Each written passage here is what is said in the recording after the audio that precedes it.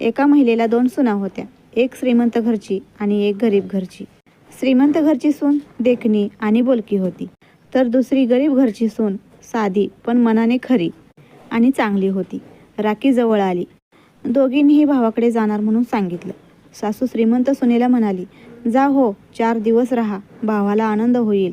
पण गरीब घरच्या सुनेला म्हणाली, तू नको जायला, घरात काम कोण करणार. गरीब सून काही न बोलता गप बसली. दुसऱ्या दिवशी सकाळी गरीब सुनेचा भाऊ राखी बांधण्यासाठी बहिणीकडे आला. तिला राखी बांधायला सांगितलं. तो म्हणाला, ताई तू नाही आलीस म्हणून काय झालं, मी आलो. हे सगळं पाहून सासू गडबडली. श्रीमंत सून फोटो काढण्यात व्यस्त होती, पण गरीब सुनेच्या नात्यात खरं प्रेम होतं. सासूला कळलं, नाती पैशाने नव्हे तर मनाच्या ओलाव्याने जपली जातात. पैसा काय हो, आज आहे न उद्या नाही, पण माणुसकी कायम माणसाच्या मनात राहते. तात्पर्य, प्रेम हे खरं नात्याचं